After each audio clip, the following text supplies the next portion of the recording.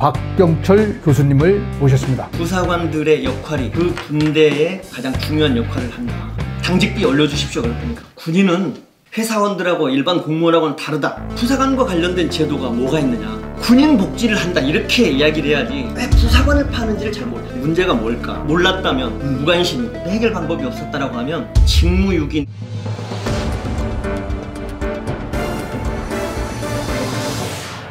안녕하십니까. 국방공사의 시청자 여러분, 우리 대한민국 국군이 흔들린다, 초급 간부들이 아파한다 시리즈로 방영하고 있습니다.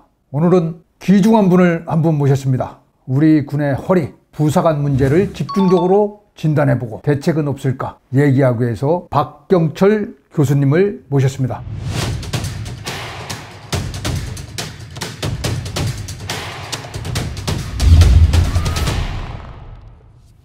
굉장히 좀 부담되기도 하는데 초급 간부들이 굉장히 어려운 현실에 있다. 그래서 이제 많은 유튜브들이나 또 군대를 좀 아시는 분들이 국방부가 잘못이다, 장관이 잘못이다 이런 이야기를 많이들 하고 있습니다. 오늘은 그런 부분보다는 우리 초급 간부들의 문제가 뭘까, 그리고 초급 간부들이 조금 더 여건이 좀 성숙할 수 있도록 하기 위해서는 어디서 해결책을 찾아야 될 것인가. 부사관을 군의 허리라고 하지 않습니까? 전 특전사에 꽤 오래 있으는 거, 거기는 부사관 중심인데 확실히 부사관들이 든든하고 그러니까 부대가 강하더라고요. 부사관의 역할과 역량이 그 나라의 전투력과 연관이 된다 이렇게 이야기를 많이 하고 있지 않습니까? 실제로 보면 그 세계적으로도 강한 전투력을 가지고 있는 나라는 대부분 부사관들이 강하다, 그렇죠? 이런 걸 알 수가 있습니다. 그 이유는 아마도 부사관들은 병사들하고 가장 가까운 곳에 근무하고 병사들하고 가장 많은 시간을 보내고 있고 병사들한테 가장 많은 영향력을 미치고 있기 때문에 부사관들의 역할이 그 군대의 가장 중요한 역할을 한다. 말씀하신 대로 지금 이제 우리 군의 문제가 허리가 부실해서 문제가 되는 거 아니겠습니까? 그렇죠. 그러니까 우리 부사관에 대한 여러 가지 처우나 대우를 빼고라도 부사관의 그 모집이라든지 부사관에 근무하는 데 있어서 역할이라든지 이런 부분이 아직 제대로 그 정립되지 않아서 이런 부분에 가장 큰 문제가 있지 않나 이렇게 생각을 하고 있습니다. 지금 이 시기에 군을 왜 안 들어오려고 하는가? 군을 왜 떠나려고 하는가? 부사관의 최고 어른으로 근무하신 입장에서 이런 문제를 갖고 얘기하는 거에 대해서 우선 어떤 느낌이 드십니까, 지금? 부사관의 충원율이 뭐 77%밖에 안 된다. 또 부사관들이 현재 근무하고 있는데 굉장히 많은 애환을 느낀다. 이런 부분에 대해서는 저도 8만 부사관을 대표했던 육군 주임원사 직책을 했던 사람이 한 사람으로서 굉장히 미안하고 책임감을 느끼고 있습니다. 그러나 제가 현역 때 할 수 있었음에도 불구하고 못했던 게 아니고 그만큼 우리 군의 인프라나 문화가 아직은 부사관을 존중하고 배려하고 부사관에 대한 정책을 전적으로 하는 거에 대해서 굉장히 인색했다. 지금 막 얘기 나오는 것들이 과거 주임원사 하던 시절에도 익숙한 얘기들 아닙니까? 갑자기 지금 이런 얘기가 나온 것은 아니잖아요. 지금 부사관과 관련된 문제는 지금의 문제가 아니고, 그리고 병사들 봉급이 200만 원으로 올라갔다 그래서 생긴 문제가 아니고 언제 나왔어도 전혀 어색하지 않을 문제였다 이렇게 생각할 수 있습니다. 누적된 문제다. 부사관의 문제, 군의 허리라고 우리는 통상 지칭하면서 부사관이 강해야 우리 군이 강해진다고 계속 립서비스와 말로는 했지만은 실질적인 여건들은 이 시대 변화에 따라서 따라가지 못하고 계속 옛날에 머물렀다. 근데 2023년에 들어와서 병봉급 200만 원 시대가 개막되면서 누적된 이런 문제가 갑자기 확 폭발하면서 노출되기 시작한 거 아니냐. 그 진단은 맞습니까? 어떻게 생각하십니까? 절반만 맞다 이렇게 생각을 합니다. 왜냐하면 지금 병사들 봉급 200만 원 정도로 왔기 때문에 우리 하사들 또는 초임하사들의 열악한 환경이 이제 관심을 갖기 시작한 거다 이렇게 볼 수 있습니다. 제가 2018년도에 전역을 하고 2018년도? 네, 18년도 전역을 하고 나서 국가인권위원회 토론회를 갔었습니다.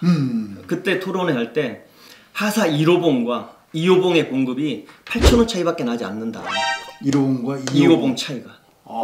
그러니까 여기서 1호봉, 2호봉은 1년 차라는 거네요. 예. 1년 차인데 8,000원 차이가 났었죠. 자자자자. 근데 이거 중요한 거네. 그때 얼마였냐면 그랬네. 145만 8,800원이었습니다. 1호봉이.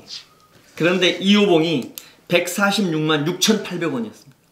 와. 그러니까 딱 8,000원 차이가 나지 않습니까? 그래서 그때 제가 이미 애국페이는 지금 이제 어렵다. 그때 그렇게 어렵다. 그리고 이 친구들의 애환을 좀 잘 보살펴줘라. 이렇게 했음에도 불구하고 다 무관심하다가 이제 병봉급 200만 원은 올라서 이제 부사관들이 뭐 이렇게 우리 열악하다 이렇게 이야기하는 것처럼 호도되고 있는데 그런 건 아니에요. 부사관들의 실제로 어려운 환경 속에서 하여간 묵묵히 그동안에 사실 해왔다. 해왔는데 관심이 없다. 이번에 이제 많은 사람들이 이제 공감을 얻기 시작한 거죠. 저는 그래서 국방부나 이런 부분에 대해서 국방부가 잘하고 있다 못하고 있다 아니고 국방부가 공감 능력이 좀 떨어진다 저는 이렇게 이야기하는 거죠. 왜냐하면 하사가 170만 원이다. 그러면 국방부에서는 최소한 그렇게 열악하게 근무하고 있음에도 불구하고 170만 원을 받고 있는 건 굉장히 국방부에서도 공감하고 있다. 그리고 이 부분을 위해서 우리가 열심히 노력하겠다. 그리고 우리 기재부나 잘 설득해서 좀 더 올릴 수 있도록 우리가 더 열심히 하겠다. 이렇게 오는 게 맞지. 그게 아니고 휴가 9일 안 가고 초과 근무 수당 이렇게 하고 성과상여금 이거 넣으면 280만 원인데 이건 공감 능력이 떨어진다라고 하는 거죠. 그 사람들은 어렵다고 하는데 그 사람들에 대한 공감 능력이 있어야 되는데 국방부서는 뭔 소리야 니들 280만 원 받고 있잖아. 이렇게 하면 지금 이 순간에도 철책선에서 바다에서 하늘에서 열심히 하고 있는 부사관들은 그럼 뭐라고 하겠느냐. 어려우면 다독거려주고 열심히 할게. 야전에 있는 사람들과 같이 공감하고 제도를 만들다가 그 사람들 측면에서 이렇게 가는 게 해결의 방법이지 지금처럼 가서 하는 건 절대 안 맞지 않다. 두 번째로 또 하나는 얼마 전에도 장관께서 부사관 학교를 갔다 온다. 또 국방부에서 초급 부사관 간담회를 한다. 그렇게 하는 것도 지금 발등에 불이 떨어져서 하는 거지. 평상시에 부사관 학교도 가보고 12년 만에 처음으로 갔다고 자랑이 아니고 그동안에 우리가 부사관 교육이나 부사관 처우에 조금 부족했다. 이제 늦었지만 지금이라도 조금 해볼게 라고 해야지. 그거를 12년 만에 갔다고 이렇게 자랑하는 건 바람직하지 않다. 군 생활을 했던 사람은 매번 똑같이 얘기했던 패턴 아닌가 해갖고 이제 의심의 눈초리를 자꾸 보내더라고요. 아예 전적으로 공감합니다. 상사급 간부들이 이렇게 보내오는 내용을 보면 우리 부대에 하사가 없다. 육군본부나 국방부에서는 부사관의 피라미드형을 항아리로 만드는 뭐 일련의 과정이다라고 이야기를 할 수 있는데 놓고 보면 그동안에 이런 내용을 몰랐다면 무관심이고 그렇지. 알고 있으면 해결 방법이 없었다라고 하면 직무유기 내지는 공감 능력이 부족한 거죠. 이미 이런 걸 예견하고 항아리용으로 만든다라고만 생각하지 말고 그렇죠. 지금부터 왔어야 되는데 이제 닥쳐서 우리 항아리용으로 만드니까 하사 조금 뽑을 거야. 이건 안 되지 않습니까? 회사를 운영하는 그 오너였으면 이런 회사는 망해야 되죠. 하사의 정원이 2020년 기준으로 47,000명이었는데 복무인원이 보니까 마이너스 8,000명이더라고. 부족한 거와 또 간부의 질이 떨어진다. 이 두 가지 문제를 국방부나 각군본부는 정말 두 축을 해결해야 되는 문제가 있걸요. 부사관들의 이제 수준이 낮아졌다 이렇게 그렇죠. 그거는 아닌 거.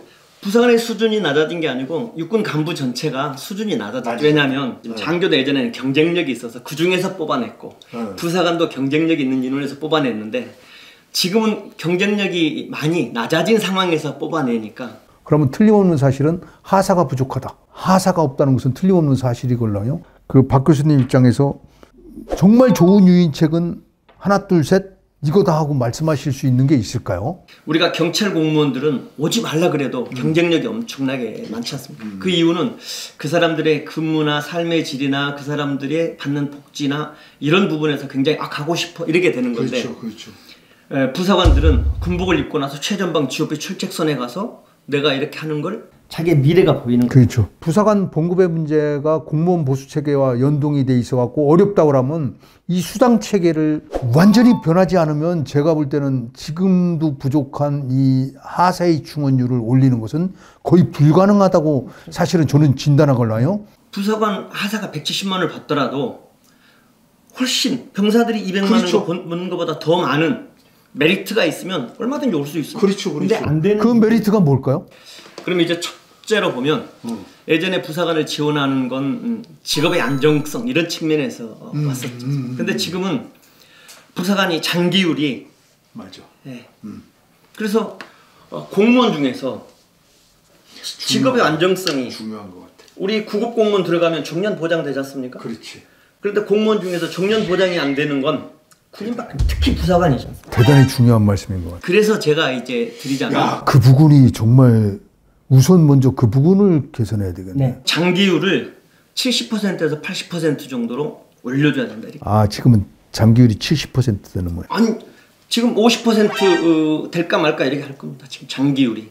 그러니까 이만큼 뽑아서 대량 획득해서 대량 손실 가는 거죠. 그러면서 올 사람은 없는 거. 장기율을 좀 높여서 자기가 군생활 하고 싶어하는 인원은 특별하게 자리지질이 부족하거나 문제가 없는 이런 인원들이라면 계속 할 수 있도록 만들어줘야죠. 왜 안 그래? 왜?